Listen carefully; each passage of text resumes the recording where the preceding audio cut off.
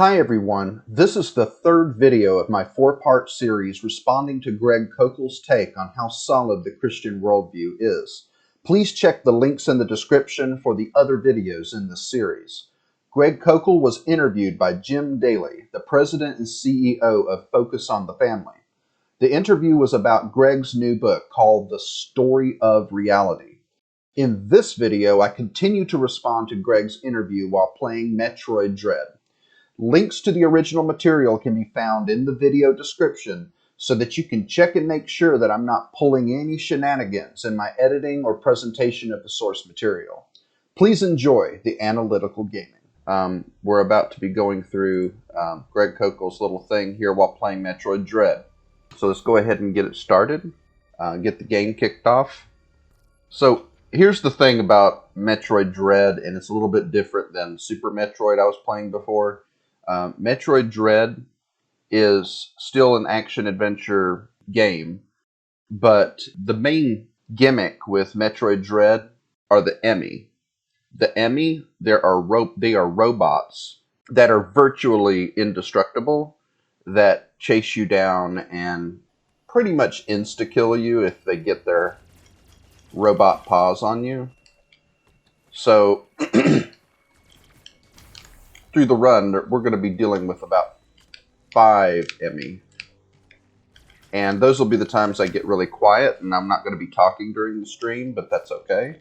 With that said, we're going to go ahead and get started with Greg Koukl here and see if we can go ahead and begin where we left off last time. So, here we go. Everybody knows, by the way, that the world's in darkness, and this is something you can count on. It doesn't matter who you talk to or when they lived or where they lived. Everybody knows that something is wrong with the world, okay? I agree. Something is wrong with the world, Greg. Something is wrong for sure. Okay, one second.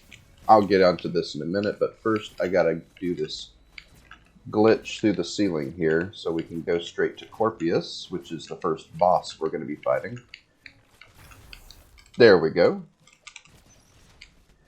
So now we're going to have a quick fight with Corpius, and then I'm going to make my commentary. Thank you, Robin1957. I appreciate that validation that the audio sounds good. All right, that was a quick first phase. Very good.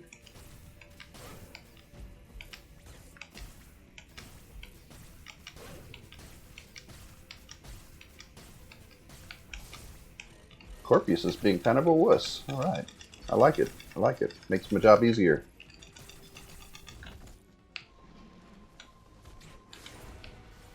I think we're going to get a quick Corpius kill now. Yep. It's going to be over now. There we go. There we go. We got our first item here. It's the Phantom Cloak, which allows us to turn invisible. And that's really helpful when hiding from the Emmy whenever they get close. So that's what we're going to be doing. All right. Now, when it comes to the stuff that Greg is talking about with something being wrong with the world, yes, I agree that there's something wrong with the world. Bodily autonomy is no longer a constitutional right, according to the now uber-Catholic Supreme Court. LGBT kids are committing suicide left and right, primarily because of the lack of emotional support from their parents. That's something that's really wrong with the world. Instead, they are spreading hate for people that aren't born as cis heteronormative.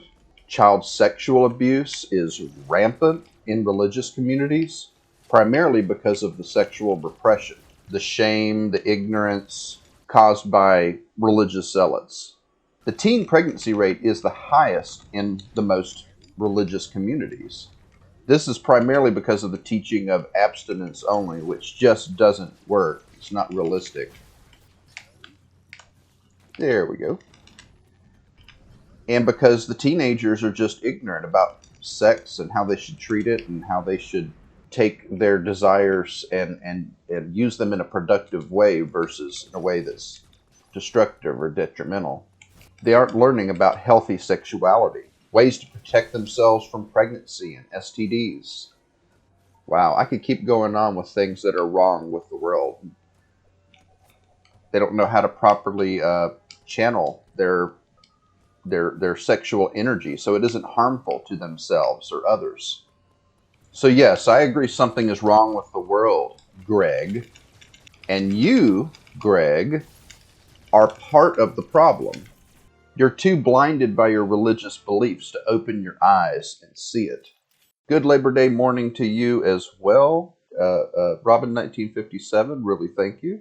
Let's see what Greg thinks is wrong with the world. I have a feeling all the things I just laid out are not the things that he's going to agree with. Let's see. We have a way of explaining why the world is that way, but not just why, how to solve it. And that's one of the most powerful elements of the Christian story of reality. I also have a way of explaining why the world is the way that it is and how to solve it. We disobeyed the almighty ham and cheese sandwich, and the way to solve it is to stop eating mayonnaise, which the sandwich hates. The sandwich has been punishing us all because of our ancestors eating mayonnaise, which is against the rules for a sandwich. Of course, we can't only stop eating mayonnaise ourselves, we must make it illegal for anyone to eat mayonnaise in the country. That will help to resolve all the world's problems, you see. Okay, we're going to go ahead and open us up to get this missile upgrade a little bit. Listen, Greg, I can sit here and make up explanations and propose solutions too. Anyone can, and many people do. You have to be willing to become a critical thinker in order to understand the real circumstances and the solutions to make things better. And one thing you are not is a critical thinker. That's just a laugh. You are not a critical thinker, Greg, at all. Let's continue. Man, it's really succinct the way you're laying this out. So God, man, now Jesus. Right. The third part of this story. What is Jesus' role? What did he come to do? Yeah, I'll agree that Greg was really succinct. Okay, wait. I got to do this one trick to get up here. Come on now. There we go. Got it. I'll agree that Greg was really succinct. Do you know what else was really succinct? My explanation of the ham and cheese sandwich. Actually, my explanation of the ham and cheese sandwich was even more succinct. Just don't eat mayonnaise and make it illegal for everyone else. As simple as that, and you'll solve the world's problems, I'm telling you. All right.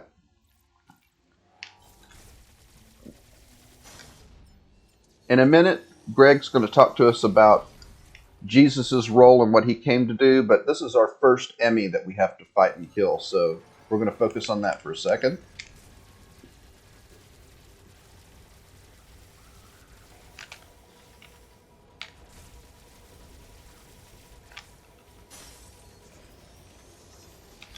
Got him.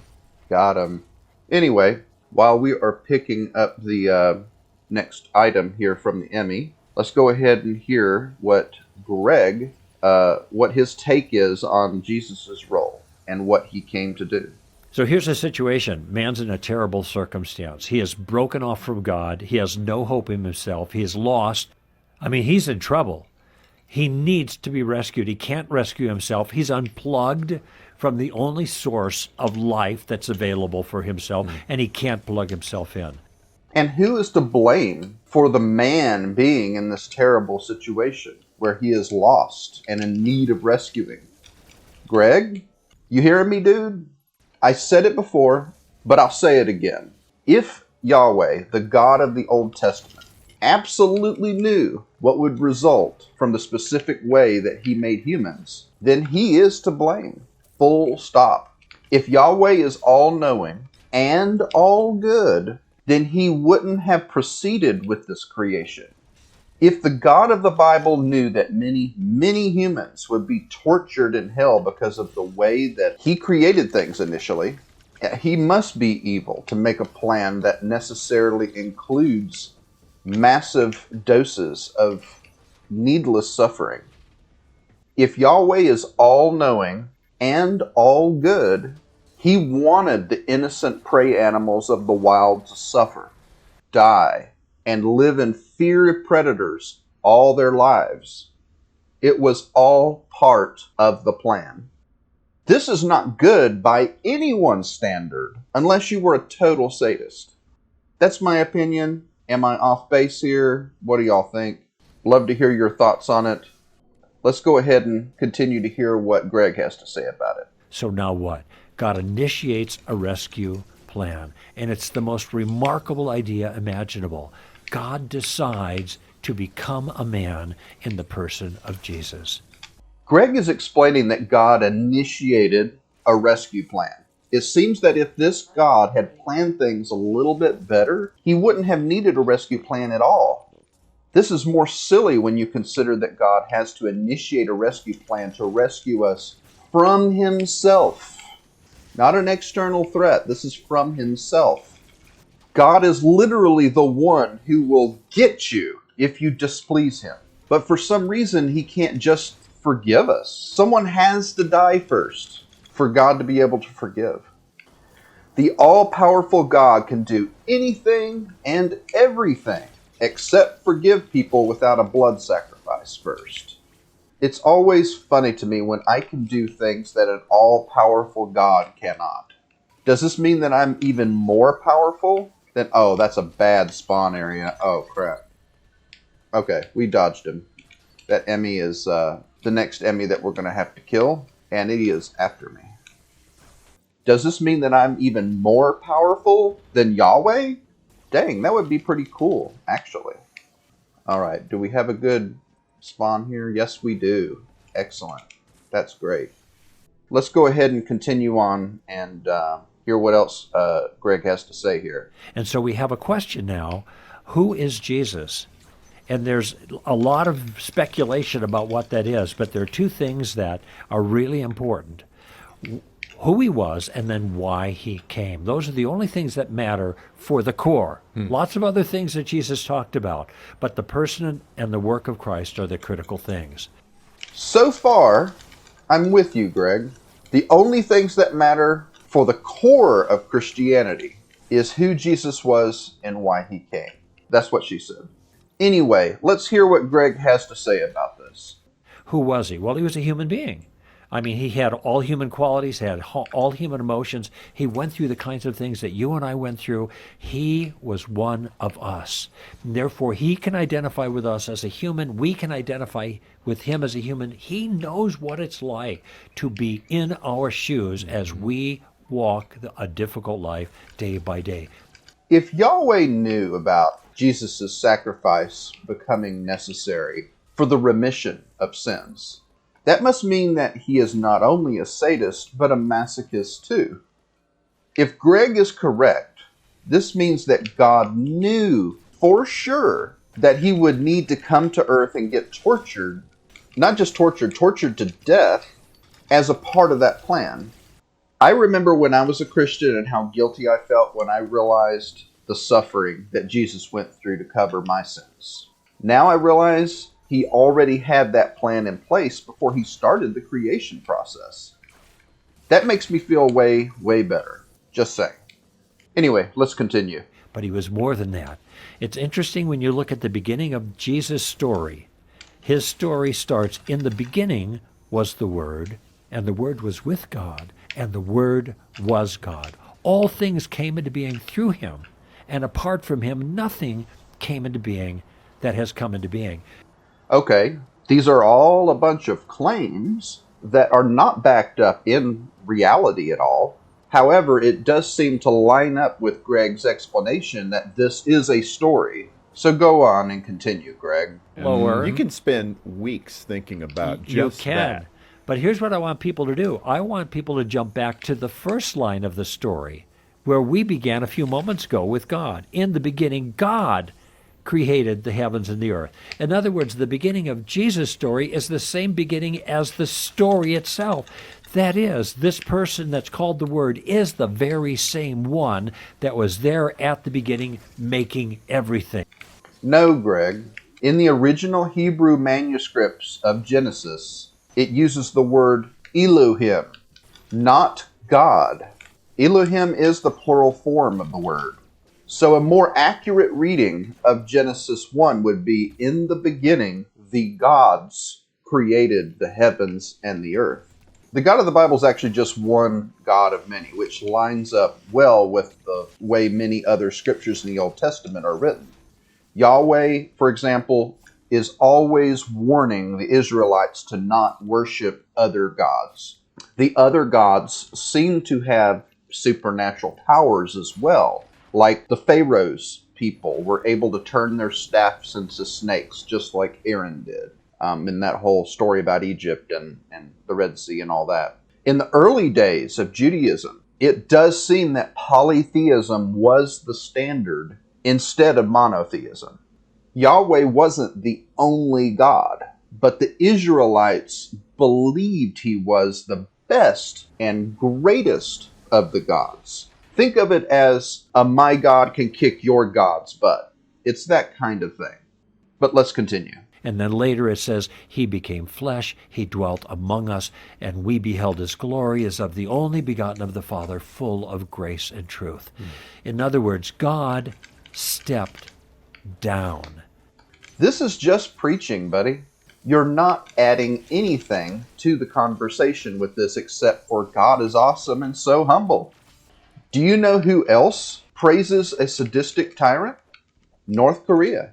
Kim Jong-un is the perfect earthly example of what Yahweh is. No matter how evil his actions are, the people are expected to treat him with total reverence, total worship, and adoration.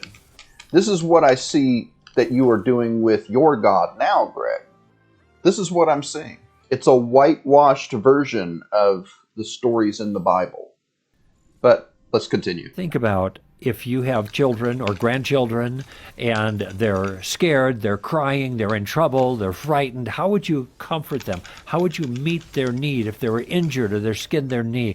Wouldn't you bow down a little bit? Wouldn't you get down low? eye to eye. You get eye to eye. And this is exactly what God did. He came down, he got low, he got small by becoming a human being so he could be there with us. Yeah, I see what you're trying to say there, Greg, but a more accurate analogy would be us setting up the kids by fooling them in a situation where I knew they would be fooled for sure, then heaping guilt and punishment onto them for being fooled, then bending down like a loving father to offer a rescue plan to save them from myself. Super loving God there, Greg. The more Greg talks about the God of the Bible, the more this God sounds like a drunk, abusive boyfriend, manipulating your emotions to feel guilty about things that are actually his fault. It's really sick when you take a moment to think about it. But let's continue. Just to add, Greg, I mean, you are really hitting it out of the park. I mean, you're right there. There's so much depth to what you're saying. What Greg is saying is utterly stupid. It makes no sense. All right, I'll make more comments on that in a minute, but we have the second Emmy to deal with here, so it's time to be careful and take out the central power core here. All right. Now we're going to take out the Emmy. This is the Morph Ball Emmy, so we're going to get the Morph Ball upgrade from this one. This one's probably the easiest one to get. I just sit here and shoot. Come on, big boy. Come on my way. You can come on. Yeah, there you go. Come on. Come on. Go underneath. Good boy. And then stand up like a good boy. There you go. And you're gone. Bye-bye. Not just bye-bye for now, but bye-bye. Well, I guess it is bye-bye for now. I'll be playing this again at some point. What Greg is saying is utterly stupid. It makes no sense. It is just a bunch of claims and straw man fallacies that don't accurately represent anything we actually see in the world. It obviously doesn't take too much to impress Jim here, though. as long as you are endlessly praising Kim Jong-un. I mean Yahweh. Yeah, sorry, Yahweh. It's easy to get those two confused sometimes. I really feel like I'm scraping the bottom of the barrel here. I hope that Greg's presentation gets better and more challenging to respond to, but I'm not going to hold my breath on that. All right, we're going to go up here because we're about to go and get the Varia suit, or however you pronounce it. We're about to get that here. We're traveling back over to Arteria so we can get that. So while we're making this trip, let's hear if Greg gets any better. These are things you have to continually dig into to better understand. And what you'll find is it gets more and more awesome. Right. I mean, the way it fits together, the things that you're saying at this level right now, the more you dig into it, the more you realize, wow, God really did have a plan. And it was a sadistic and evil plan.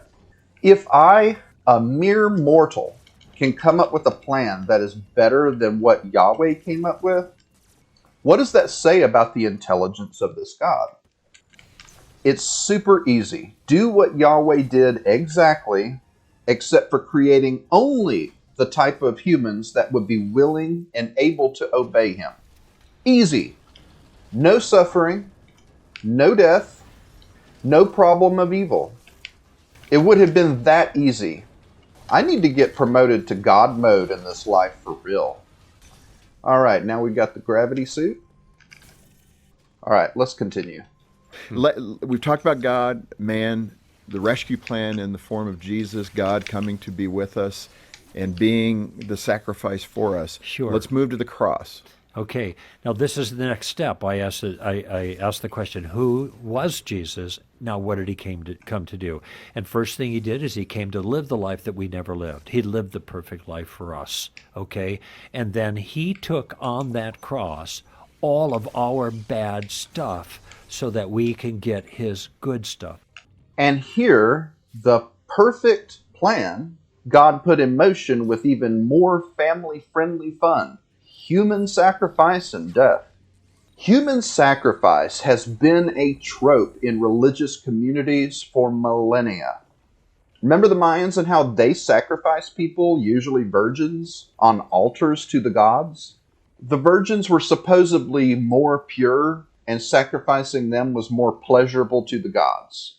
And now we have Jesus, supposedly the 30-year-old virgin being sacrificed to appease Yahweh's wrath. Human sacrifice for the remission of other people's sins is perhaps the most immoral concept I can possibly come up with. It's literally blaming someone else for your own shortcomings and punishing an innocent person for the wrongdoings of others. Do you really want this kind of justice system to be implemented in the U.S., Greg? I think not. Anyway, we're about to go ahead and fight Kraid. This is one of the big bosses.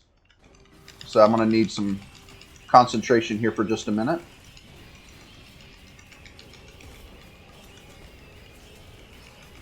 Come on, baby.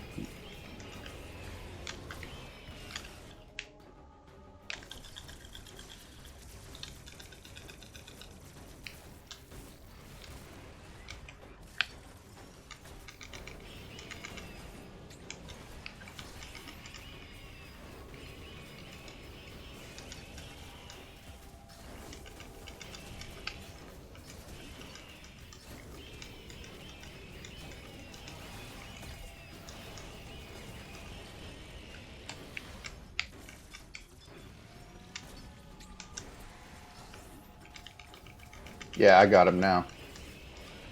There he is. All right. So let's continue. There's an exchange that took place there, okay? And this is sometimes hard for people to understand. So I was explaining to a young lady on an airplane from Jacksonville to Miami. She was Muslim. She was a sweetheart. We got into this conversation about God. And I was just trying to simply show the difference between her God and our God. And I said, if somebody was a terrorist who came on this plane and was going to drag her off the plane, and of course, when I say this word, I'm whispering now, on the airplane, but they're going to drag you off the plane. But I put my arm in front of you and I said, don't take her, take me instead. What would you think about that? And she said, I can't imagine anyone ever doing that for me. And I said, that is what God has done for you. Yeah, but in the case you are making, Greg, God himself is also the terrorist. Let that sink in a moment. For your analogy to make sense, you have to paint it as you being both her co-passenger and the terrorist. These are the same individuals, according to your theology. Again, this is a complete and total non sequitur. All right, we're doing the little sequence break here where we get the grapple beam first, because, or get the grapple beam early, because that actually helps us in this run to skip a few things. So let's go ahead and continue. And I said, that is what God has done for you. Yahweh, not Allah. Jesus, not Muhammad. I'll give credit where credit is due. Greg actually knows his own God's name. There's a video of the Christian con man Kent Hovind out there that's saying that he doesn't know who Yahweh is, that he just knows who God is. I'm like, really? You say you preach the gospel, yet you don't even know what your God's actual name is. We typically use the word God as a title, kind of like how you'd use dad or mom. My dad's name is not Dad, and my mom's name is not Mom. Those are titles. Those are titles I use, but they aren't their real names. It works exactly the same way with Yahweh. His name and his title, God, are two different ways of referring to it. So, maybe I'm not completely at the bottom of the barrel with Greg, since he actually knows his God's name. I'll give you a point for that one, Greg. You've got a point from me. You should be very, very happy, because I don't give those points out to an apologist very easily. Let's continue. We got his righteousness, and he got our sin. Every sin that every person had ever committed, the weight of that was poured out upon Jesus. And the wrath of God in those 3 hours when darkness shrouded the cross, so that at the end Jesus could say, it is finished. So Jesus satisfied the burden of sin in a system that he created and had full control over. Oh no. This Emmy, I've got to be careful that Emmy doesn't see or hear me. Okay, it hurt me, but I'm out of here. Okay, we're good. Why couldn't Jesus have just come down and said, you are all forgiven if you believe in me? Why the need for the blood magic and the horrific sacrifice? It's not like this took Yahweh by surprise. He had to actively plan how torture and death was going to be part of the system that he put in place in order to have the ability to forgive his created human beings. He had to execute this ridiculous plan in order to be able to do something that I, as a mere mortal, can already do. Forgive. Better not keep this up, Greg, or I'll take that point back from you. I'll do it. Don't tempt me. Anyway, let's continue. We are now in a position to release ourselves of all of that guilt, the kind of guilt that I was concerned about as a non-Christian. And then I realized there was grace for me as a Christian.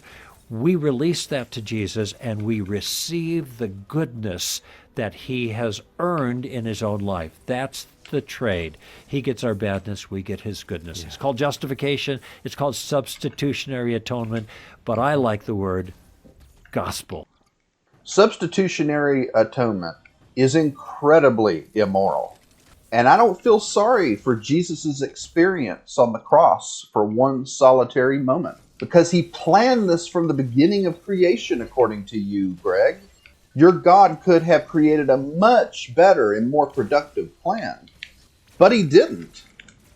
Maybe humans are just a practice run for God, but he actually plans to scrap this creation to start a new one once he gets the hang of what he's doing? I don't know. The whole thing just seems radically bizarre to me, but it is what it is. Thank you for watching the third video of my four-part series responding to Greg Koukl's take on how solid the Christian worldview is. I love seeing what others have to say about the opinions I've expressed and welcome you to participate with me in the comments. Please also take a quick moment now to like this video and subscribe to the channel. Doing those simple things really help out a lot. Please visit and subscribe to my Twitch channel in the description if you'd like to join me and participate in these conversations live. Stay tuned for the final part of this video series, and until then, keep being analytical, avoid those logical fallacies, and become a more analytical gamer. Bye-bye for now.